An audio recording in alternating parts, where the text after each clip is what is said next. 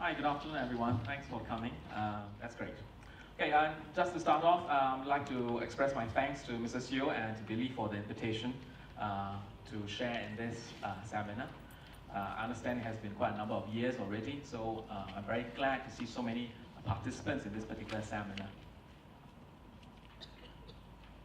Right, the aim of the seminar, the theme is EL at Play, so the aim in a sense to share and exchange ideas on how to incorporate this idea into our teaching itself. So that's what I'll be basing my sharing on. Okay, this is the order of presentation, so I'll be sharing with us the backdrop of educational scene, not just in Singapore but around the world.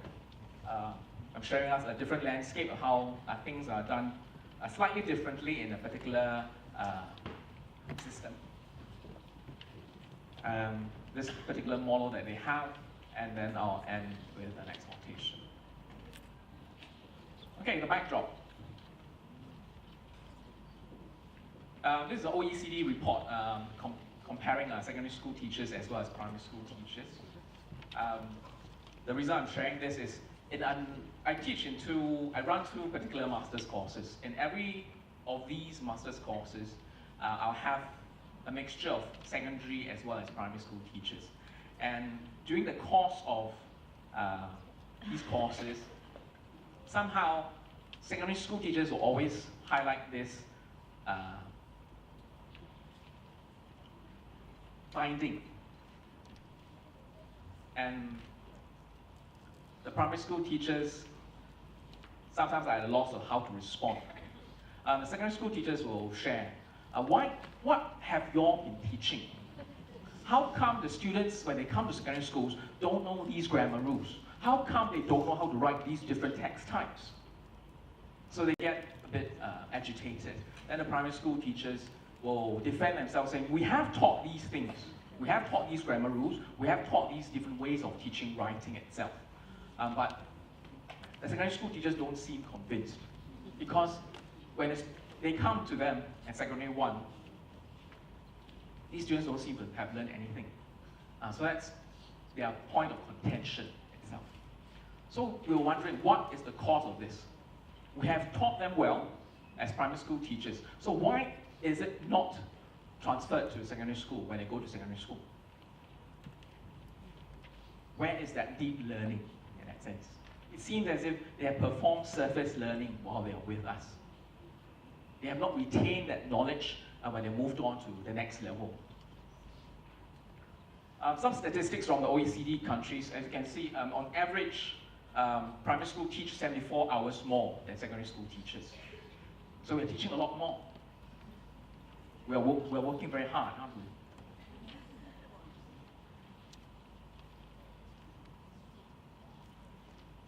I have a quote from Elliot Eisner, one of the major big-name educational theories philosophers. Have a look at this quote. I won't be reading the quotes. Yeah?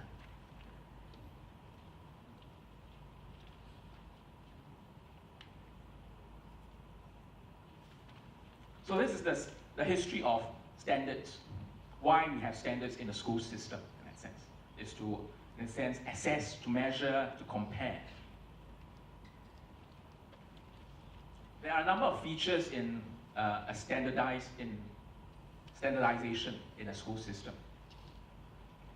The outcomes, we need to be clear what are the outcomes our children will have at the end of so many years with us. And with these outcomes, with this specification of these outcomes, there is accountability as well. People are held accountable, namely the teachers are held accountable, for whether the pupils, students, have met these outcomes or not. Then we need to measure these outcomes, to be objective. I'm sure something we're all very familiar with, since we're all primary school teachers. At the end of 6 years, what is that measure? It's quantifiable. In the past, it used to be quantifiable. It's going to be not so quantifiable now.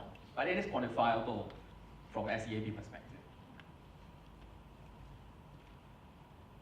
These numbers, these scores are meant to control, meant to predict where they will go to in future.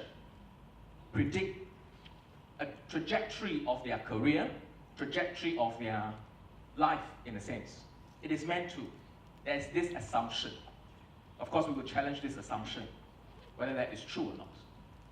The scores obtained at PSLE, does it truly predict their future? Take a moment to think. Did it predict our future, the scores that we got at PSLE? Standardization also downplays the interaction that happens in the classroom because it is not measurable.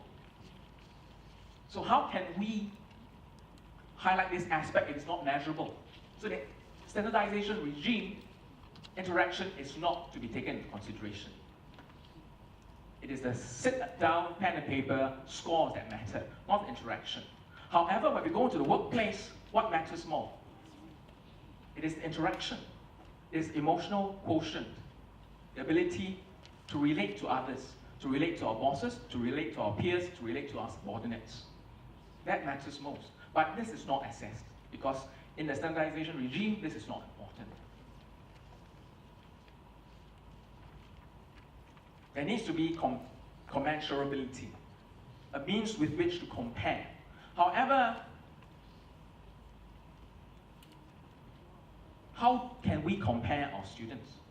Because our students, they do not just come to our organization, our school. Many of our students go to the shadow organization. I'm sure you know what a shadow organization is. The multi-billion-dollar tuition industry. So how can we compare schools if our students go to different tuition organizations? It is not comparable. So if they are doing well, is it a result of the school, education they receive in the school, or is it a result of something that they receive elsewhere?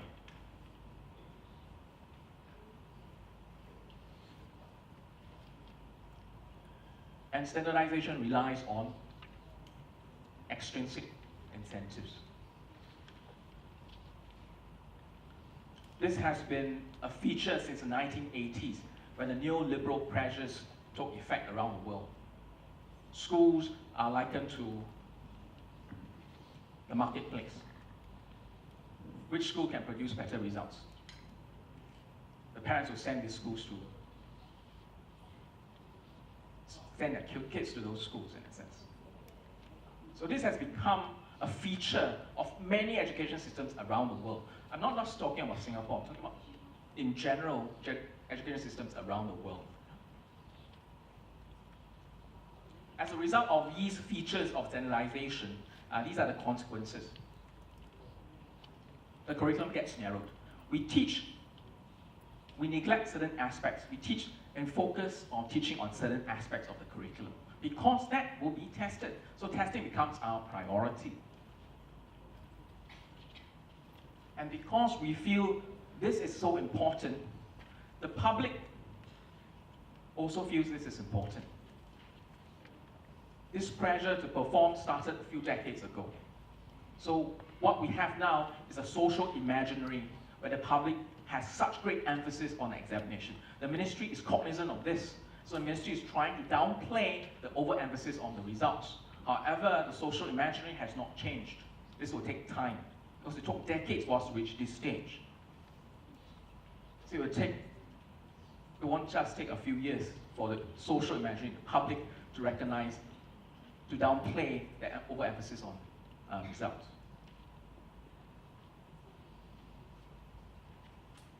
Because of this standardization, it promotes this idea that we need to practice to perform well. Education was meant originally to broaden the mind. What we have now, education is meant to equip the citizens with skills for the workplace. It's not broadening the minds anymore. So education has moved away from the original idea. This is symptomatic of education systems around the world, not just Singapore. And so as such, this is the main consequence. Their focus is obtaining that score, the end of P6 score. Yes, we may win that battle. We may obtain a very high score. That's the battle. Or high score for them, for themselves. But we will lose that war. It's the knowledge that they have gained, retained in the long run. Something for us to ask, because secondary school teachers are questioning, why aren't they able to exhibit their learning? Why can't they remember the grammar rules? Why can't they remember how to write certain text types, for example? So, as a result of this overemphasis on results, possibly surface learning has occurred rather than deep learning, because they are learning only to obtain the high scores for the PSLE. Basically, there are three reasons for us doing things in general, for humans. One, the process, because we enjoy the process of it. So for example, right now, it's the World Cup season. So some of us enjoy watching the World Cup. We enjoy the process of watching it. I'm not a football fan, so I don't really enjoy that process. But some of us do. Some of us are artists. We enjoy the process of painting. We enjoy the process of listening to. So that's the process itself. Another reason for doing things, we enjoy the outcome that we can get at the end of that work.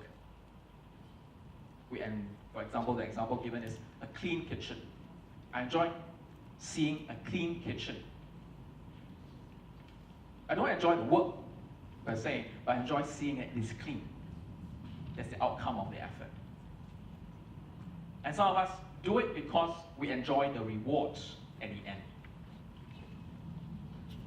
Rewards, the performance bonus, the distinctions. These are the rewards itself, extrinsic rewards. There is an overemphasis on outcomes and rewards in many educational systems. We are not spared. And because of the overemphasis on outcomes and rewards, there tend to be some correlation to possibly surface learning.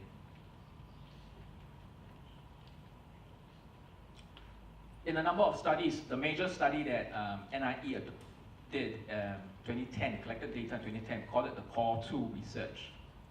It's a core research. We studied 625 lessons from 16 secondary schools and 15 primary schools itself. And what we found,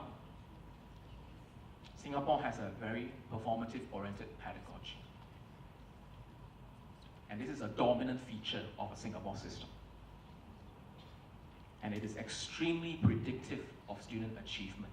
Hence, it has a stranglehold on our pedagogical approach.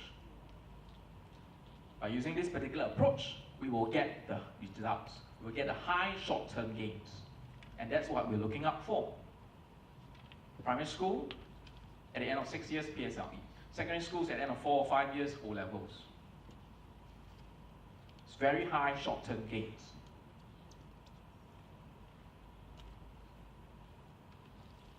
The question is whether these gains will last in the long run. At university, when we teach, when we look at their writing, we'll ask ourselves, what have they learned? Aren't this taught in the grammar? Isn't this covered in the syllabus?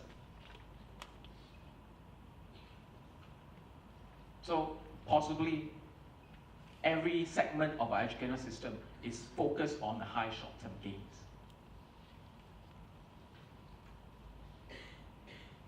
All of us have certain routines that we adopt in our teaching. Because we are taught for a number of years, so we are experienced. So we use these routines to help us, to help our students learn. We are comfortable with it. However, it's important for us to think that we need to get better.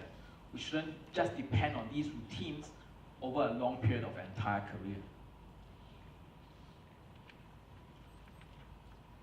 So what essentially is important is we need to change our focus from just getting the high short-term gains to something else. What exactly led to these high short-term gains? Is it the multiple worksheet practices that led to these high short-term gains? If it is, then we need to question this particular process. Is this pedagogically sound? Are we teaching them for the PSLE, or are we teaching them for life? That's a question to ask. So we need to question that process. This particular process of ours will lead to high short-term gains. It's very predictive, as the studies have shown. But are we questioning that process?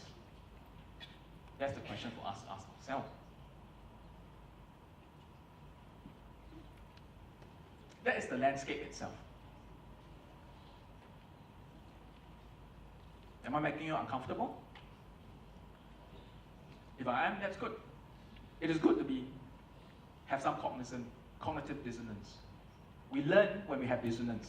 If we don't have dissonance, we are not going to learn. So it is good to have dissonance. So I'm going to share with us a different landscape altogether, where learning is through play, through fun, and yet the knowledge gained is retained.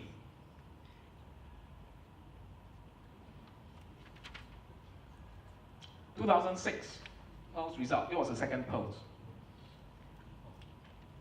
Singapore was not first yet, Singapore was fourth.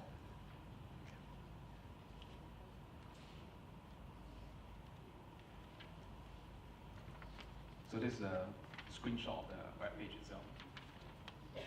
Okay, for the 2006 results, the ones in blue are the ones that took the test in English. The rest are in their other languages. So I'm now looking at the English. Alberta, Singapore, British Columbia, Ontario, Nova Scotia. 1 Singapore, 4 Canadian provinces. Where is the States? Where is Australia? Where is New Zealand? Where is England? Nowhere near. However, in our teacher education courses, many of our teaching strategies come from the States, come from Australia, come from New Zealand, but not from Canada. Something's amiss.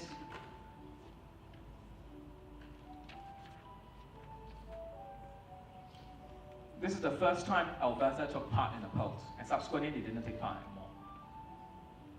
They took part and they ranked top in English speaking. So I was puzzled. How is that possible? How come we don't know anything about it? Because Singapore is always so eager to learn. The ministry is always so eager to learn. So why is it we do not have anything from Canada? So I asked a friend of mine. She was a school principal in Canada, and she then became a university academic. So I asked her, what is it that Canada, Alberta, has that the rest of the world does not have, that made that difference?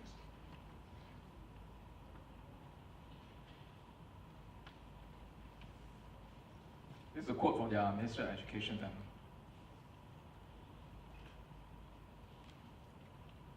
This one.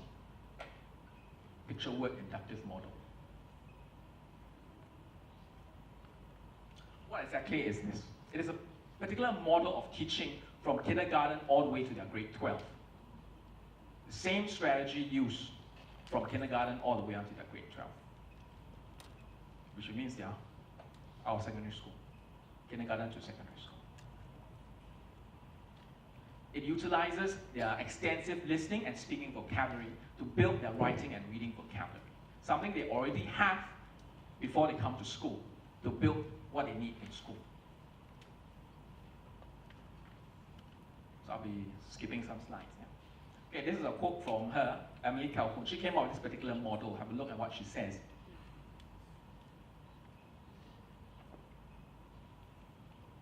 This is the main thing here. Using pictures, familiar pictures, to aid in their learning. It builds, first and foremost, their sight vocabulary, and then built their confidence. It is a very easy strategy, and so pupils on their own pick it up very fast, whether high progress students or low progress students. This is an example of a prim chart from her book. This is from my classroom, which I taught many years ago.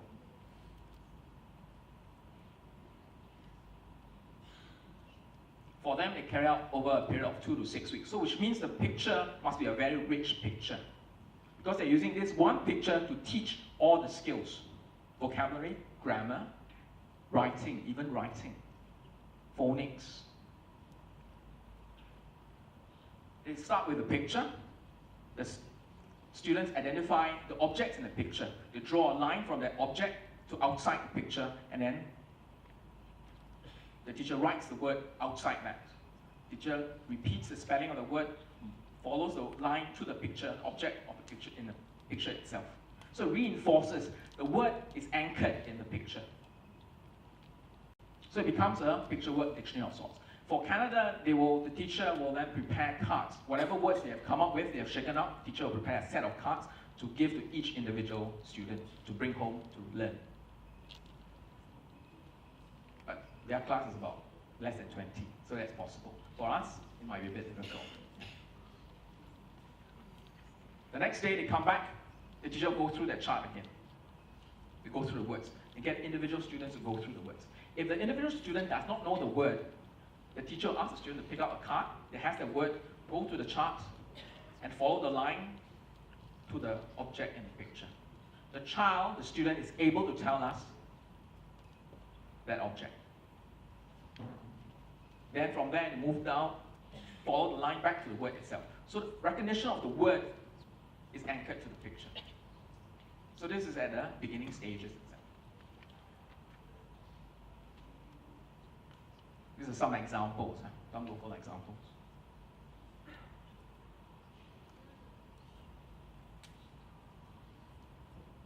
The chart is an immediate reference for them, so they are very familiar with it. The chart is put up in the classroom, so they refer to it all the time.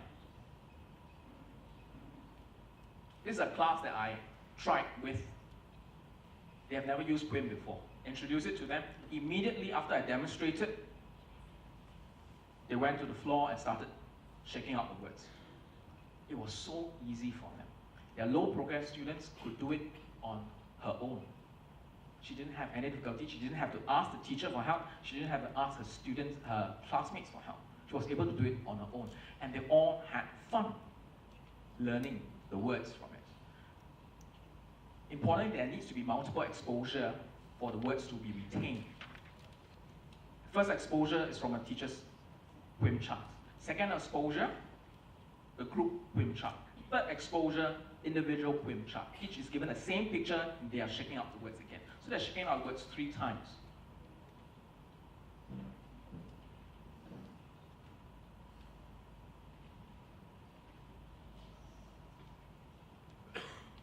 Zero to 60 seconds. This is a public school minute. Good evening, I'm Natty. And yes, I am a talking car that can also read a teleprompter. How is that possible, you ask? Well, it's really quite simple. I owe it all to Quim. Here's more. The picture word inductive model, or PWIM, uses pictures containing familiar objects, actions, and scenes to draw out words from children's vocabularies. Words are shaken out from a picture. The words are categorized and read as a class over a series of days. This leads to reading and writing sentences and eventually forming paragraphs with the words. Saskatoon Public Schools is one of the few divisions using PWIM, and the results are staggering. On average, PWIM kids are reading half a grade level higher than others as measured by a standardized reading test. Oh, nice. It looks like I just got PWIM'd. These producers have a real sense of humor. That's a public school minute. I'm sorry I can't use any of the local videos because it's not meant for sharing to a large audience like this. So I'm using a publicly accessible YouTube video. And these are some examples.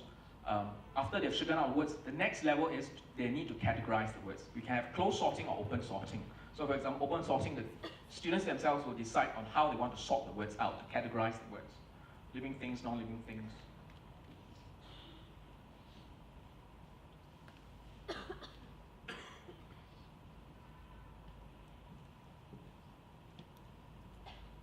And after we have sorted the words, we've learned the words, then we will build on writing. Using the words they have shaken out, we will then start writing, teaching them how to write. Of course, they start first with a simple single paragraph, then subsequently build on that.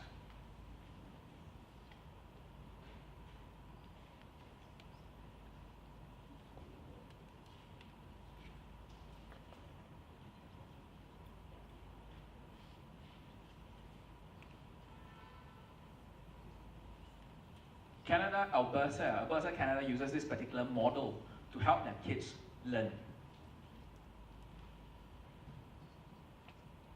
And it has been very successful on different levels. One, it engages them. It is very fun. If you try this out in school, in your own class, you will see a level of excitement go. The level of excitement goes up. You can feel it. It's very palpable. Another level, they're very confident using this particular strategy. It is not a strategy that needs to be directed by teacher all the time. Once they have learned it, they will do it on their own subsequently, from kindergarten all the way to secondary school. And they retain the understanding of the words, of the grammar, of the writing. That is the beauty of it. It is playing and yet learning. So this is something which we are aiming to have. Of course, it's not the perfect model, not the perfect strategy. Of course, there may be some weaknesses to it. As in all strategies, there are always weaknesses. But something we want to think about is, it engages them at a fun level, and yet they learn. This is something that we are here to learn from each other.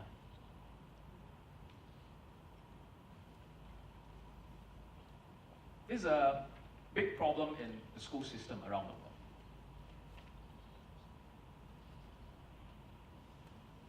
Because we're all isolated in our own classrooms. So how do we get better? Through a seminar like this, we share with each other what we have done over a period of time. We share our successes, we share our failures, we share our difficulties, and we get to learn from each other outside of our classrooms. So when we share what we have done in our classrooms, then others can see and others can question. And through that questioning, we are then able to help them understand what works and what doesn't.